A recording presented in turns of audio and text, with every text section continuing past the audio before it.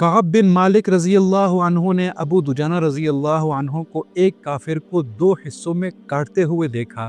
علی رضی اللہ عنہ حضور نبی کریم صلی اللہ علیہ وسلم کی تلاش میں نکلے، اور جب انہیں یقین ہو گیا کہ آپ صلی اللہ علیہ وسلم نرغے میں ہیں تو انہوں نے مشرکین پہ حملہ کر دیا۔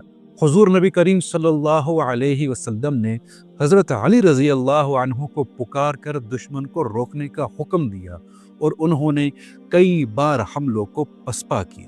حضور نبی کریم صلی اللہ علیہ وسلم نے جنگ کے دوران خود یعنی جنگی ہیلمٹ پہنا ہوا تھا، جس سے صرف آنکھیں دکھائی دے رہی تھی۔ کعب بن مالک رضی اللہ عنہ نے آپ صلی اللہ علیہ وسلم کو پہچان لیا اور مسلمانوں کو اطلاع دی، لیکن رسول اللہ صلی اللہ علیہ وسلم نے انہیں خاموش رہنے کا اشارہ کیا۔ صحابہ کرام حضور نبی کریم صلی اللہ علیہ وسلم کو اپنے حصار میں لے کر احد پہاڑ کی طرف بڑھے۔ رسول اکرم صلی اللہ علیہ وسلم نے مشرکین کو روکنے کے لیے صحابہ کرام کو جنت کی بشارت دی، اور ایک ایک انصاری شہید ہوتا گیا۔ آخر میں طلحہ رضی اللہ عنہ نے مقابلہ کیا اور ان کے دونوں ہاتھ زخمی ہو گئے۔ ابی بن خلف نے رسول اکرم صلی اللہ علیہ وسلم پر حملہ کیا، لیکن آپ صلی اللہ علیہ وسلم نے خود اس کی گردن پہ نیزہ مارا۔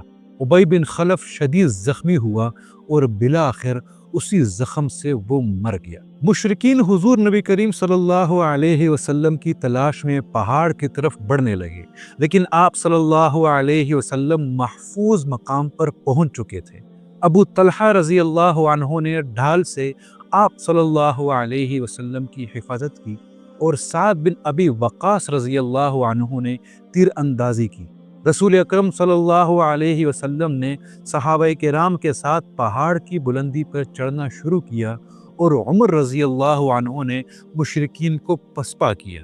طلحہ بن عبید اللہ رضی اللہ عنہ نے آپ صلی اللہ علیہ وسلم کو پہاڑ پر چڑھنے میں مدد کی، جس پر آپ صلی اللہ علیہ وسلم نے انہیں جنت کی بشارت دی۔ پہاڑ کی چوٹی پر مسلمان تھکے اور پیاسے تھے۔ سلیم رضی اللہ عنہ اور عائشہ رضی اللہ عنہ نے پانی پلایا۔ انس رضی اللہ عنہ اور فاطمہ رضی اللہ عنہ نے زخمیوں کی دیکھ بھال کی۔